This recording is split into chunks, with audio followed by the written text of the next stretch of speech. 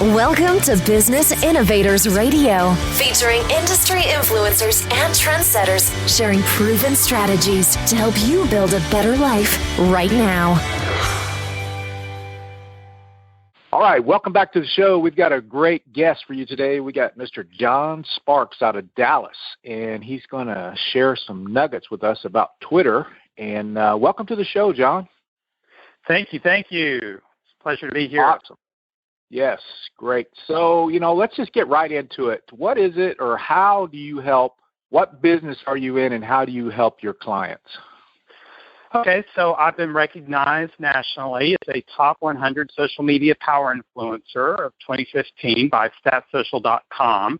This is a list of social media influencers, national social media influencers that used to be put out by the old Forbes magazine. I'm also the author of a book called 365 Ideas to Go From Good to Great on Twitter. And in addition to that, I'm an adjunct professor teaching courses in the subject area of online journalism at the University of North Texas. I work with people one-on-one, companies, B2B, B2C, that are looking to grow their visibility on social media, specifically Twitter. Very cool. How did you get started in this? How did you get started in this business? Well, I have a background in media, and so I worked for about 7 years at television stations around the country as a newscast producer. I was behind the scenes and wrote what the anchors actually read on the evening news. And so I went from there and got my MBA at the University of Miami, go U. And then after that, during the recession of 2007, was without a job, and somebody that I was coaching and mentoring during my MBA said, "Did you ever think about teaching?" And it wasn't something that I'd really ever considered before. And so I started substituting as kind of a part-time job to try and make ends meet while I was trying to finish up my schooling. And I absolutely loved it. And one thing led to another, and I ended up in education. And so I combined my background in education and business with my MBA and then my television background as a writer and producer together to start my company called Online ImageWorks. And I've had this company now for about 3 or 4 years. Very cool. It's amazing how that led to you teaching, and it really wasn't on your radar, but that's awesome now that you can help people do what you do. So can you tell a short story, or, well, you mentioned that you were unemployed at that time and it kind of segued into you teaching, but was there a book or a movie along the way that inspired you? Well, there's several books or movies that have inspired me on my journey. One of them is Purpose-Driven Life by Rick Warren. And so that book hit me like a ton of bricks when I first read it back in 2003, 2004. And then another book that I read that had a huge impact was Zig Ziglar's book, See You at the Top. What about a person? Has anybody in particular stood out that's inspired you? There are a lot of people that have inspired me, both professionally and personally, as I think way back to my days of working in television newsrooms. Most recently, in my role, I guess, as a nationally recognized social media power influencer, or starting out on this journey to become a social media power influencer, Precious Kim Garst, and she's one of the other social media power influencers that is out there and has been recognized nationally, has been a tremendous influencer for me, and a lot of people kind of liken me to being the male version of Kim Garst. Very cool. So I've seen you speak, and I've been around you for a short period of time, and I know you're passionate, but what is it deep down that gives you the passion to help people that you help? Well, look, T, I mean, it's like this, and it's going back to, we were talking about the books that kind of inspired me in my journey. And the first book that I mentioned was Rick Warren's book, Purpose-Driven Life, and it's the sentence in this book that it's not about you. And when I first read this sentence, and this is the first sentence in the book, I mean, it hit me like a ton of bricks. And every day it's waking up and dying to myself daily and realizing that it's not about me, that it's helping other people out. And then couple that with Ziglar's philosophy that you can have anything that you want if you just help enough other people get what they want.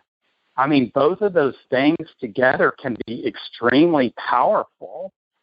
And when you take that offline and bring it online to your online presence, there's so much negativity that's happening online that if you offer something different than what other people are offering, you're going to create value, right? But when you start helping other individuals obtaining what they want through the power of social media, be the best that they can be and achieve their goals, then people are going to flock to you, and they're going to flock to you in droves. And so I was able to go from less than 800 followers to almost 200,000 followers in less than 2 years without buying any of my own followers. Just through reaching out to people, starting conversations with people, following other individuals, thanking them for following me back, assuming that they're going to follow me back by thanking them, and starting conversations with individuals. People see social media as a time waster or, something that's a distraction. How can somebody monetize that, not only building relationships, but how does that, turn into an ROI by using Twitter? So understanding that ROI doesn't necessarily mean green, too. It's also brand amplification. I have a lot of brands that follow me on Twitter.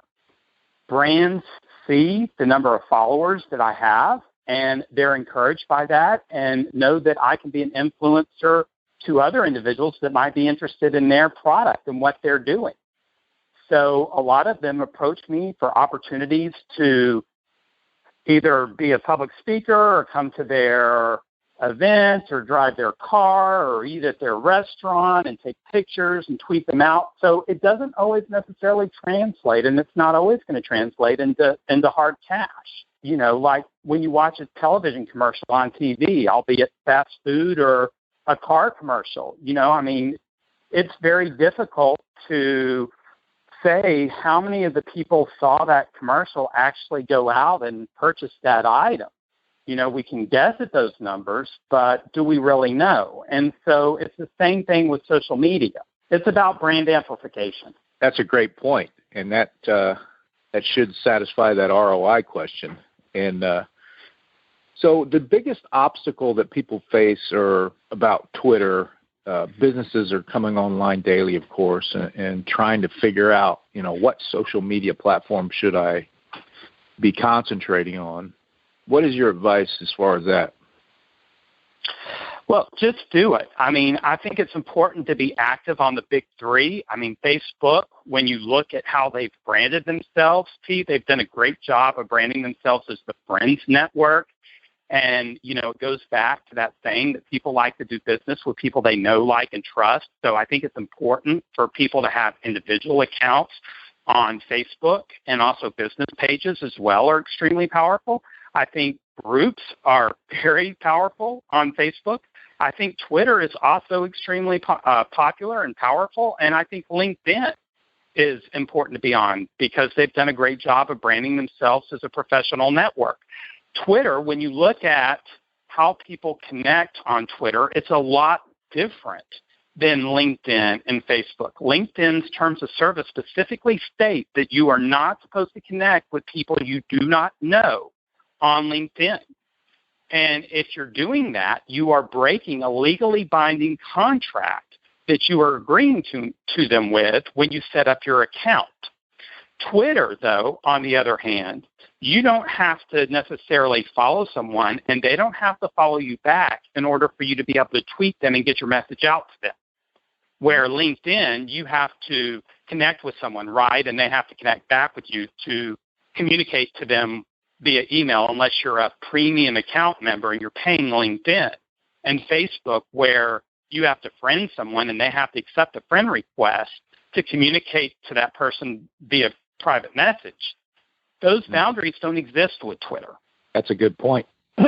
So if you've been living underneath a rock for the last couple of years, and you're not online, you've seen that Twitter has just been blowing up. And a couple things that's been doing that is this Periscope phenomenon. Can you touch on that a little bit? Well, Periscope is owned by Twitter, and it's a platform that is used for live streaming. Meerkat was the first, app that was introduced back in last spring that had live streaming components to it, and then Periscope came shortly thereafter. But it's an opportunity for people to engage with followers and live stream from events and message people real time from events, do question and answer sessions, and talk about their business, who they are, or talk about who they are as individuals.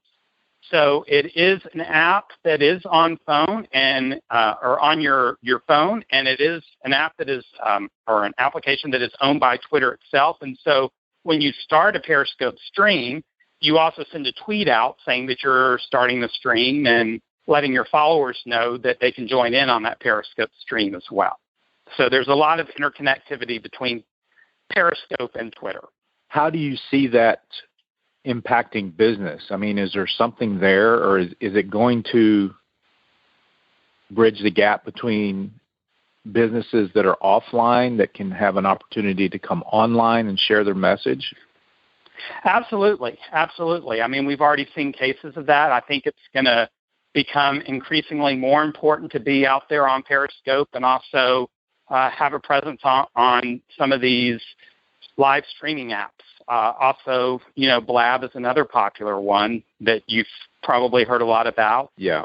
So I'm hearing a lot of noise about there's only internet marketers that are involved in these things, and it's really not, translating to brick and mortar businesses yet. But that's really not the case, T. I'll give you an example. One of the largest hospitals here in the Dallas area just did a Periscope about 3 or 4 weeks ago with the release of the new Everest movie with the one of the doctors that was portrayed in the movie, and got a lot of interactivity going. And this was a brand new Periscope account that they had just started out, but got on the hospital account and started tweeting out, and a lot of people joined the feed. So it's not just marketers. I mean, there's hospitals and car dealerships and you name it that are also getting in on this Periscope because they're seeing that, there's opportunities to monetize there. That's a great point. And you having a broadcaster's background, you must just be, the playing field has been leveled for anybody to be a producer or a broadcaster at that level. Right, absolutely. So citizen journalism takes on a brand new meaning because everyone has the availability or opportunity to broadcast from a live event. So it changes how we even view breaking news events as they unfold.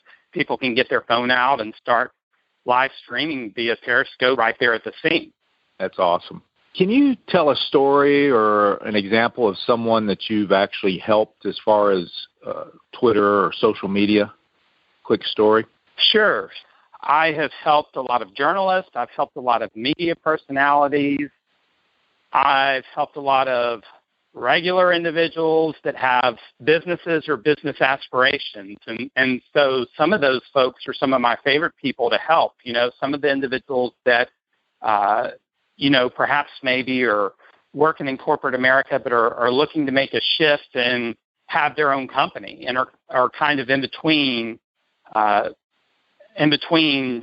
taking that leap of faith, if you will. And because I've been there before and I understand what it's like. So those are kind of my favorite customers. So, a lot of the stories that I have to tell are stories about individuals that are starting out for the first time and don't have the big presence online.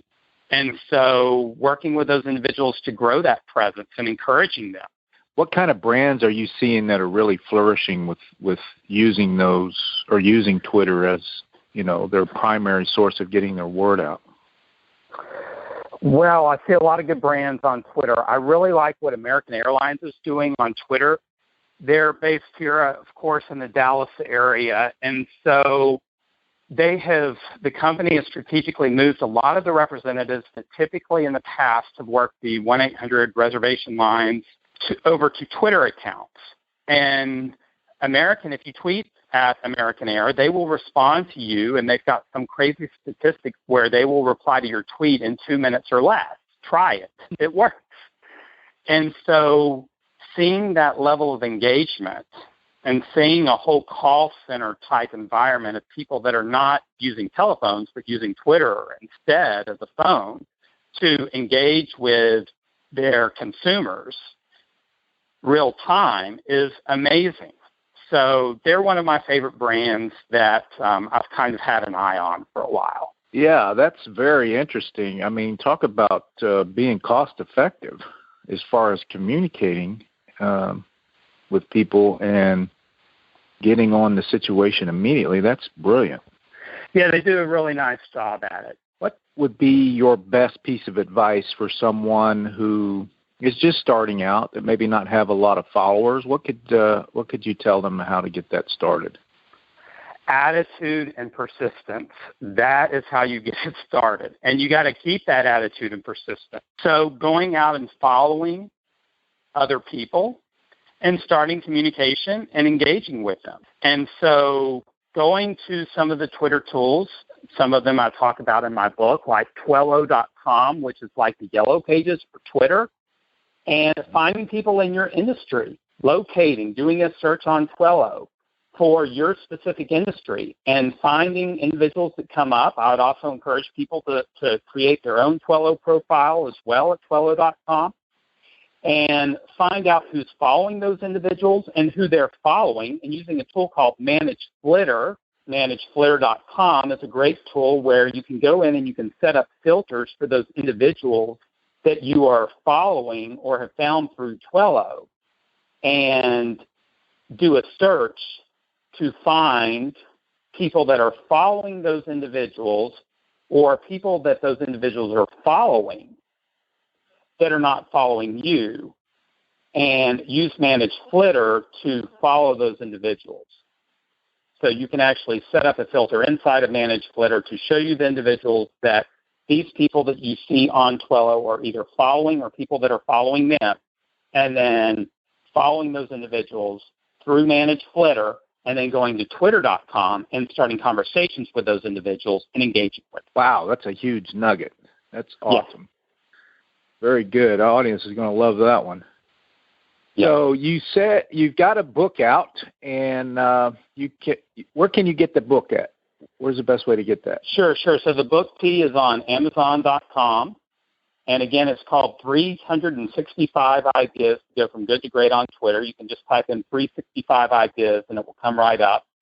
And it is available, I should say, as a paperback book and then also a Kindle book as well. There is a Kindle version as well. And Kindle version actually went number one the first weekend it was released in the category of social media, knocked off Guy Kawasaki's book. So extremely happy with the sales that it's done, and look forward to continued success with the whole idea of doing more books along the lines of 365 ideas down the line. So here's kind of a sidebar question. We do some publishing and things for our clients. How has that affected your book being published? Has that helped you as far as getting speaking gigs or getting recognized as an expert in your field? So when you say that, what exactly exactly are you? By you being published, has that resulted in you getting more speaking gigs or getting more events? Absolutely. I mean, it's helped increase visibility because Amazon is a powerful tool as far as SEO is concerned. It's a secret weapon for SEO. So people going out and posting reviews about the book helps their SEO, and then it also in turn helps my SEO as well. And it's a powerful secret weapon. If people are looking to increase or improve their SEO, go ahead and write reviews about books that you've read that other authors have put out. It helps them, but it also helps you in turn. And so, yes, it has done a tremendous job in helping me book speaking engagements on the local level and around the country. Awesome. That's another great nugget. Thank you for sharing that. So if somebody's ready to get started with you and they want your expertise, what's the best way for them to contact you? The best way that they can contact me, T, is email. They can email me at iamjohnsparks@gmail.com. That's iamjohnsparks@gmail.com. And if they're interested in a personalized, autographed, signed copy of the hardcover book, they can also email me at that email address as well, and I can pick them up with one. And in addition to that, they can send me a tweet at IamJohnSparks, and they can also find me on all the other social media networks at Facebook.com/IamJohnSparks, LinkedIn.com/IN/IamJohnSparks, Google Plus, I'm plus I am John Sparks, and then I'm also on Pinterest. I've got a large Pinterest following as well, over 30,000 followers at I am John Sparks on Pinterest. Beautiful. Well, it's always a pleasure to speak with you, John, and thank you again for being on the show, and we look forward to you and much more success, so thank you very much. Thanks for having me, T. It was a pleasure being here today. You're welcome. There you have it for this edition of the show. We'll see you the next time. Thanks for listening to Business Innovators Radio. To hear all episodes featuring leading industry influencers and trendsetters, visit us online at businessinnovatorsradio.com today.